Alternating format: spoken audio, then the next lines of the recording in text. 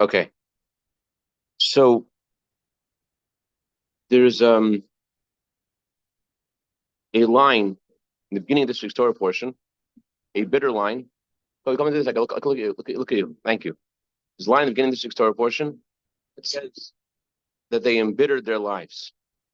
That when the Jewish people were slaves in Egypt, they made them work very hard, and they embittered their lives. So what's the meaning of they embittered their lives? On the surface, they had to work very hard. What's the additional line? They embittered their lives. So we know by a tzaddik, it says, tzaddik chaya tzaddik ina chayim sonim. The life of a tzaddik is not a physical life. What's life of a tzaddik? Life of a tzaddik is his faith in Hashem, his reverence for Hashem, his love for Hashem. That's life of a tzaddik. A regular person, a Jew, has a little bit of what a tzaddik has, except that all of us have other things going on in our life besides faith and love and reverence for Hashem. But a tzaddik uniquely only has that going on in his life. But every Jew also, the main part of their life is their connection to Hashem. That's their inner world. That's their main life. So when it says in the Torah they embitter their lives, doesn't only mean that they make them work hard. It means that they made their spiritual life, their service of Hashem, their Torah, their mitzvahs, that to become bitter. The question is, it's an unusual phrase. Torah could have said that they disturbed their lives. That means they couldn't serve Hashem. They couldn't learn Torah as much as they would want. They couldn't daven as much as they would want. They couldn't help each other as much as they would want. So the Torah could use the expression to say they disturbed their lives. Why did the Torah say they embittered their lives, made it bitter? I say bitter in Farsi. Karch. Well, that sounds very Yiddish. Karch. Talch. Okay. So question is, what is the meaning of the word bitter? So to understand this, I took in the Rambam, the laws of slaves. Rambam laws of slaves, he says in chapter 1, halacha 6, that when you have a slave, a Jewish slave, you're not allowed to make him do what's called avedas perach. You're not allowed to make him do back-breaking labor. What's the definition of back-breaking labor? Rambam says, aveda she'en l'te'ela she'en l'kitzun. You're not allowed to make him work in a way that what he's doing has no benefit. You can't just tell him, go do push-ups, right? There's no benefit yet from the push-ups. And you can't tell him also to do something which has no limit, like no beginning and no end time. Whatever you ask your servant to do, in the times when there was such a thing as servants, it had to be, you're not allowed to make him do back-breaking labor. What's back-breaking labor? Something which has a beginning and an end, and something which has value, something which is purposeful. You can't tell him, go and bring me 1 second.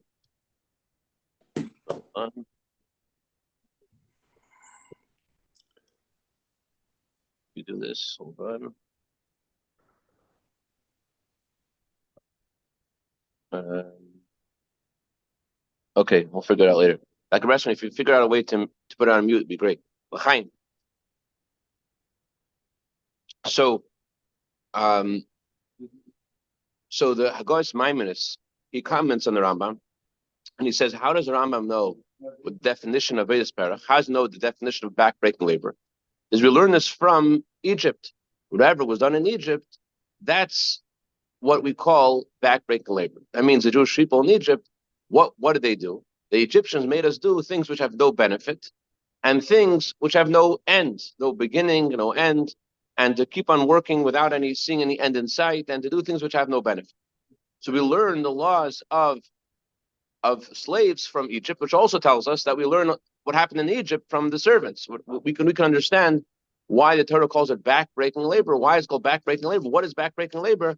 Back-breaking labor means service, doing something which is which has no benefit or has no end. So, in the pursuit of earning a living, a Jew could also forget who provides for him. The Torah says, "Birchas Hashem yitashem." The blessing of Hashem is what gives us wealth. If you forget about that, then your earning a living could be backbreaking. Why? If you feel that Hashem's blessing is what makes you wealthy, so then why are you going to work?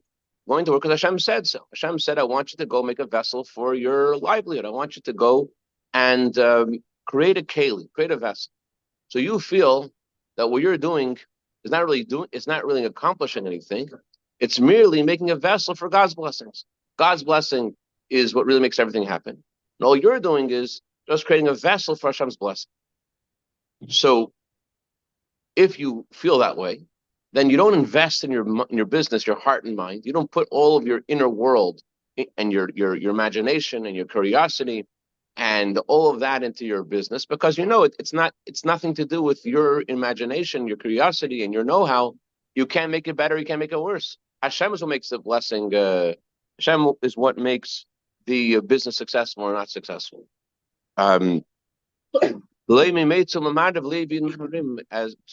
David says, it's not by traveling into the desert or into the mountains that a person is successful.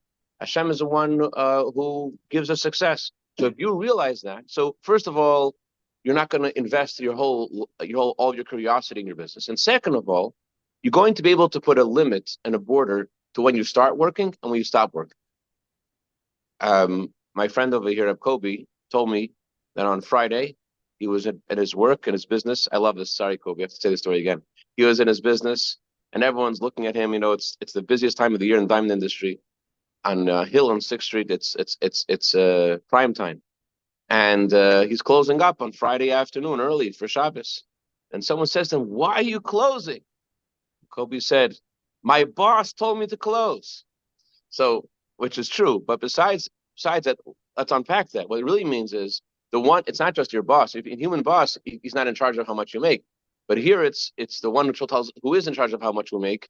He is the one who tells us to close. And he is the one who provides. So if you believe that, first of all, you're okay with closing at the right time. You're okay with it.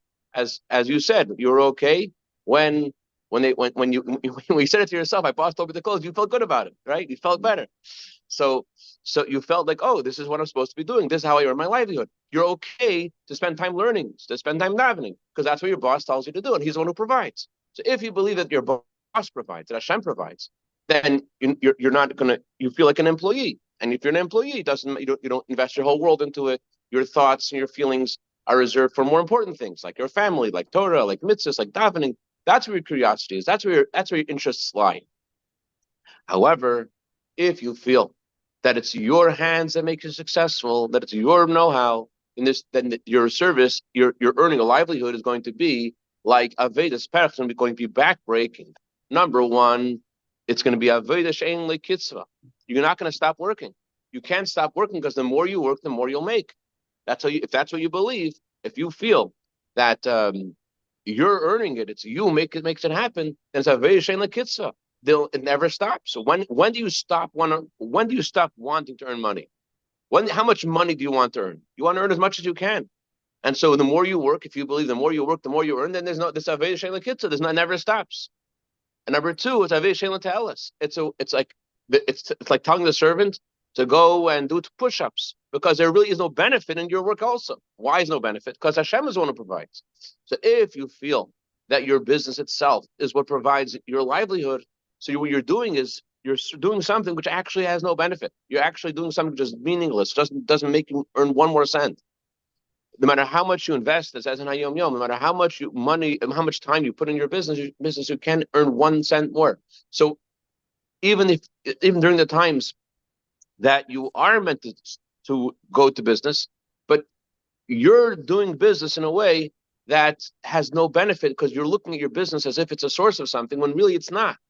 And Chassidus says that since our means of how we earn our livelihood is merely a garment, it's an article of clothing, it's like a pair of pants, it's like a shirt, it's just some good dresses, Hashem's blessing, but it's really Hashem's blessing which makes everything happen. So Chassidus says it's analogous. If someone focuses too much on the vessel, it's analogous to having pants which are too long. If your pants are too long, they make you trip.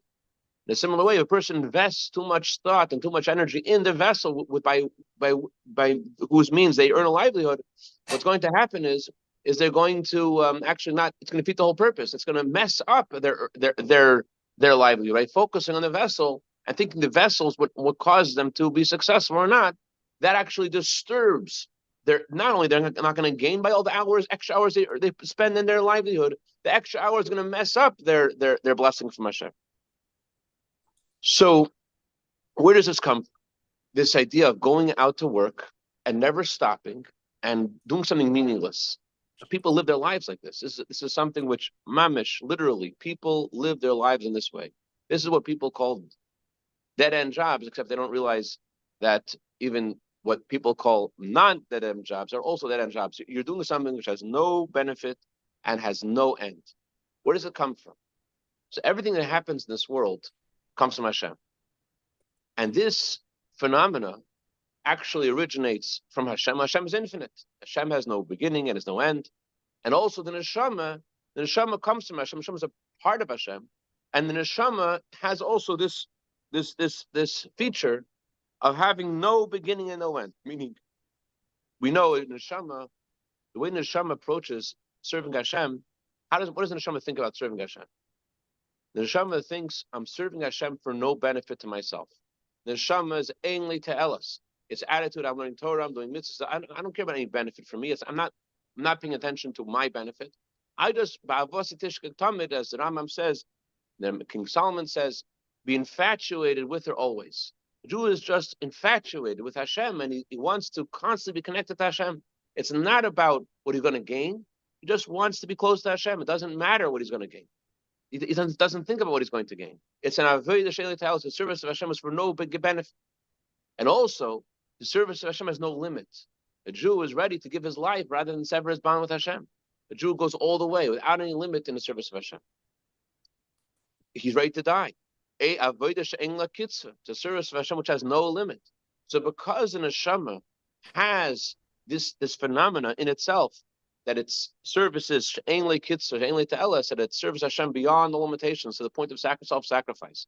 Ve'en la ta'elas, and has no selfish interests. That's the reason why it's possible for a person to do the same thing and to take his godly soul and to manipulate it so that it dedicates itself to his work in that same way. Unfortunately, he uses the whole majesty of his godly soul, and he enchains it. He puts it in a captivity, in a tunnel, and he puts it into this quagmire of trying to earn a living in an unhealthy way. That's where it comes from. It's a neshama fueling this. And that's what Torah means when it says they embittered their lives. They embittered their lives means they embittered the life of the neshama. They embittered the life of the soul. They took the godly energy of the soul and they used the godly energy of the soul to serve the Pharaoh, to make the cities for the Pharaoh. And so they took the godly energy of the neshama and they used it for purposeless and endless tasks. We find also another line in this week's Torah portion, which is also echoing the same theme. Torah says that they wanted to know what to do about the Jewish problem. The advisors of Pare and the Pharaoh himself had a discussion, and the decision was all the Jewish boys should be thrown to the Nile River, and all the girls should be allowed to live. So it sounds like that they want to kill the boys, and they don't care about what happens to the girls. But if that's what it means, then why they add the line, let all the girls live? Just say, the girls will live. Why did they say, and make the girls live? And the answer is that the Egyptians didn't just want to kill the boys physically, they wanted also to kill the neshama, the soul, spiritually. So that's why it's an interesting change in the language that Paro employed when he spoke to the Jewish midwives, and the language he employed when he spoke to his advisors. When he spoke to his advisors, he said his plan. The girls should live. They should live in the spirit of Egypt. When he spoke to the Jewish midwives, he said, let the girls live. Meaning, he didn't say you should cause them to live, because the Jewish midwives aren't doing what he wants them to do. He knows the Jewish midwives are going to make them live in a Jewish way. Therefore, he just said, let them alone. Let them live. But to the Egyptian advisors, he says, Techayun, cause them to live. Bring them, indoctrinate them into the spirit and life of Egypt. The truth is that even the first part of the phrase, it's one phrase, is also in sync with this. When it says, throw the boys in Nile River, there's deeper meaning to that phrase as well. It doesn't just mean to kill the boys. What does it mean? L'chaim. Maimonides writes that idolatry doesn't mean that a person doesn't believe in Hashem at all. Idolatry began by people thinking that since Hashem appointed the sun to give heat and light to the world, and the moon and the stars to give various things to the world, therefore, the Rambam says that people started to worship and say, "Oh, I have to also honor the stars, also honor the sun and the moon." And they use the analogy of when you go to someone's house for dinner, you thank the host for the dinner, but you also thank the butler for the service. So they felt we have to also honor the sun and the moon because Hashem chose the sun and the moon to give the world heat and light. That was their mistake. So that's how idolatry began. They started giving credit to the intermediary. The truth is that Hashem does use the sun to give light and warmth to the world. However, the sun is like the axe in the hand of a woodchopper. It has no desire of its own. It has no power of its own. It's just an axe. Someone chops down a tree. You say the axe chopped down the tree? Say the person chopped down the tree. The axe doesn't do anything. But the original idolaters, they felt that the means through which Hashem provides sustenance to the world has an independent value, independent reality, independent power. And therefore they honored the sun and the moon and the zodiac and the stars, thinking that by honoring them, they're going to get also kickbacks. It will help them. The sun will help them, the moon will help them. And their children grew up seeing their parents worship the sun and the moon, and the children started, they forgot completely that what their parents told them, that there is a greater God, but they thought all there is the sun, all there is the moon and the stars and the zodiac, and there is no greater God. That's how idolatry began. So Chassidus says that there is a more of a subtle form of idolatry, which is very prevalent in various forms. Idolatry means that you look at the middleman, the means through which Hashem gives you something, and you say that thing in the middle has power. So let's say you are going to, you have a business, and the business, it seems your business is providing you with sustenance. By you thinking that the business has some power, business has some force, business has some means in how you're being sustained, maybe not you're bowing down to your business, but just like people actually bow down to the sun, in a more subtle form, you're lowering your mind. You are not lowering your head, but your mind is looking at the business as having some force. Your mind is ascribing a force to the business that doesn't exist. So this is the meaning of throw the boys in the Nile River. The Egyptians worshiped the Nile River. Why they worship the Nile River? Because on the surface, the Nile River did a lot for them. The Nile River irrigated all the tributaries in Egypt, provided water for them, provided sustenance for all their fields. So therefore, they felt this has some independent power. This is something valuable. This is something that does something. So they wanted the boys to be thrown in the Nile River. What that means spiritually is that the Jewish people should be educated to think that the Nile River has its own power, that the intermediary through which Hashem sends sustenance has power on its own. And they should feel that there's something important in this intermediary. So just like the Pharaoh said, let the girls live in the spirit of Egypt, he also said, throw the boys in the Nile River. They should feel that the Nile River has some power on its own. They should feel this is something. The intermediary is something. When the truth is that the Nile River is nothing. The Nile River is just the axe in the hands of the woodchopper. It's just a means through which Hashem sends sustenance and has no power and no voice and no thought of its own. Unfortunately, there's a similar phenomenon in America as well that the Rebbe said is very prevalent, even among very religious people. That the child in the youngest age is told by his parents, you got to be somebody. You got to earn a living one day. You got to roll up your sleeves one day.